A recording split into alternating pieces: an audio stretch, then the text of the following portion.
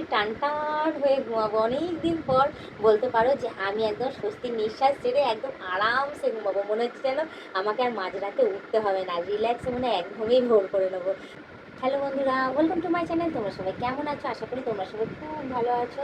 তো এই দেখো, নববর্ষ উপলক্ষে একটা ড্রেস কিনে নিচ্ছি, সেটা হচ্ছে প্যান্ট। তো তোমরা কারা কারা এই ড্রেস দেখে খুশি হচ্ছে অতি অবশ্যই কমেন্টে জানিও, ফার্স্টেই আমি বলে দিই। আর তোমরা কারা কারা সুন্দর সুন্দর ড্রেস কিনেছো সেটাও আমাকে কমেন্টে জানিয়ে দিও, ঠিক আছে? তো আপাতত আমি নববর্ষ উপলক্ষে আমি প্যান্টটা কিনে নিয়েছি, কারণ গরমে থাকতে পারছি না, ঘুমাতে অসুবিধা হচ্ছে, যার জন্য ভাবলাম যে এই ওপরে এই টপটা থাকবে আর নিচে এই প্যান্টটা থাকবে, পরে শুয়ে পড়বো, অ্যাটলিস্ট হাওয়াটা লাগবে, আমি শান্তিতে একটু রাত্রে ঘুমাতে পারবো। এমনিতেই তো অনেক রাত জেগে জেগে কাজকর্ম করি, তোমরা জানোই। বেশিরভাগই রিলসটা আমার রাতে ঘরেই আমি করি, বাইরে খুব কমই করি, সময় পাই না বলে।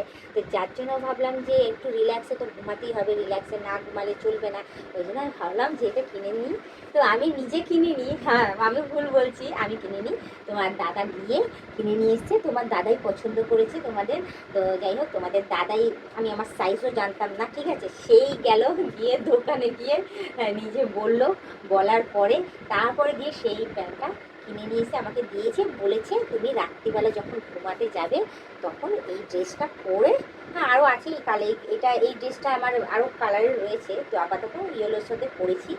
বলেছে যে এটা পরে অ্যাটলিস্ট তুমি রাত্রিবেলা শুয়ে পড়বে, কিন্তু রিল্যাক্সে ঘুমাতেও পারবে, বুঝেছো? তো যাই হোক, ঘরের বাইরে না যেতে পারবো না, এটা পরে সমস্যা হয়ে দাঁড়াবে।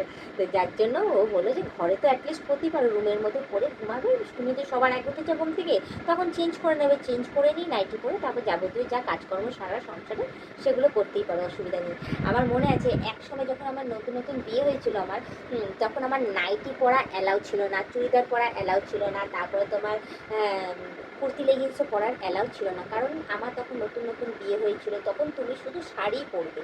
তো যাই হোক, টানা 4টে বছর আমি টানা শাড়ি পরেই কাটিয়েছি, ঠিক আছে? আমি কোনো রকমভাবে চুড়িদার, নাইটি, তারপর কুর্তি লেগিংস, জিন্স টপ কিছুই পরিনি। বাপের বাড়িতে পরতাম, কিন্তু এখানে এসে তোমার দাদা আমাদের পরতে দিত না। তো যাই হোক, মাম্মাম যখন হলো, মাম্মাম এলো যখন পেটে, মাম্মাম আসার পর ও নিজেই আমাকে নাইটি কিনে দিল, বললো তুমি নাইটি পরো। ওই মাম্মাম আসার পর থেকে শুরু হলো আমার নাইটির যাত্রা। তো তখন থেকে নাইটি পরা স্টার্ট করেছি, নাইটি পরার পর churidar, kurti, leggings, jeans top, মানে বাপের বাড়িতে যা যা পরতাম, তারপর মাম্মাম খাওয়ার পর থেকে আমি এখানে এসে আবার সেইগুলোই পরা স্টার্ট করেছি। তো সেগুলোর সাথে সাথে এটাও ইনক্লুড হয়, ঠিক আছে, এই ড্রেসটা। তো এই ড্রেসটাও আমি বাপের বাড়িতেও পরেছি, হট প্যান্ট, মিনি স্কার্ট, ঠিক আছে, বাপের বাড়িতে পরেছি, অনেক বড় পর্যন্ত পরেছি, কারণ আমার বাড়ি কলকাতার দিক করে রয়েছে, হাওড়া বুঝতেই পারছো, হাওড়া থেকে কলকাতা বেশিটা ডিস্টেন্স না, তো ওখানে এইসব ড্রেস চলে, আমার বাড়িতেও অ্যালাউ ছিল সব রকম ড্রেস, কোনো সমস্যা ছিল না।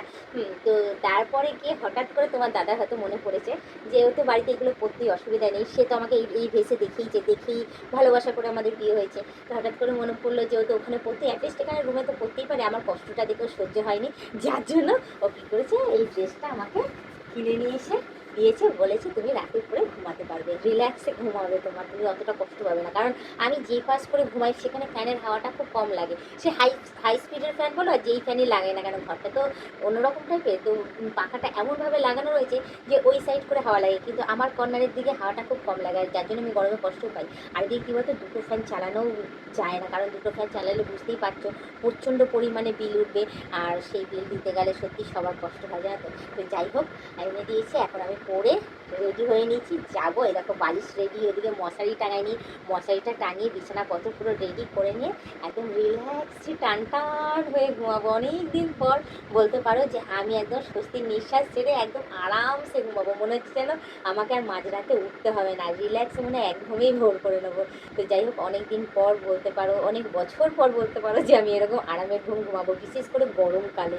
কারণ গরমকালে না এতটাই গরম লাগে, প্রায় সময় আমি উঠে উঠে গিয়ে জল ঘাটি, হয়তো দেখা গেল স্নান করে নিয়ে, এরকম একটা ব্যাপার আছে, ভিজার চুলে পুরো মাথা থেকে ভিজিয়ে নিয়ে ভিজার চুলেই শুয়ে পড়লাম বিছানায়, এরকম একটা দিন গেছে। তো যাই হোক, এই বছর আমার মনে হয় আমি একটু শান্তিতে ঘুমাতে পারবো, কারণ এটা একটা না আরও কয়েকটাও কিনে নিয়ে আসবে বলছে, আপাতত সাইজ মাপার জন্য এটা কিনে দিয়েছে, ব্যাস সাইজ ঠিকঠাক হয়ে গেছে, ওকে হয়ে গেছে, এবার ওপরে টপ আর নিচের এই ড্রেসটা চলে আসবে বেশি করে, তা আমি রিল্যাক্সে অ্যাটলিস্ট রাতে ঘুমাতে পারবো। তো যাই হোক, আমি আমার অনেক কথা তোমাদেরকে বলে ফেলাম, অনেক কিছু শেয়ার করে ফেলাম, কিছু মনে করো না, আমি তো ওরকমই শেয়ার করতে ভালোবাসি, আমার তো কেউ নেই কথা বলার, তো যার জন্য আমি ভাবলাম যে তোমাদের সাথেই সমস্ত কিছু আমি শেয়ার করি। তো তোমাদের কাছে এসে শেয়ার করে সমস্ত কিছু, কিছু মনে করো না, এভাবেই আমাকে দেখে থেকো, আমার পাশে থেকো। আর যারা নতুন দেখছো তারা অতি অবশ্যই আমাকে সাবস্ক্রাইব করে দিয়ে বেল আইকনটা টিপে দিয়ে অল নোটিফিকেশনটা অন করে দিও। আর যারা এখনো পর্যন্ত মেম্বারশিপটা না নিই তারা তাড়াতাড়ি করে মেম্বারশিপটা নিয়ে নাও। পারে তোমাদের বন্ধু বান্ধব যতজন আছে সবাইকে বলো মেম্বারশিপটা নেওয়ার জন্য।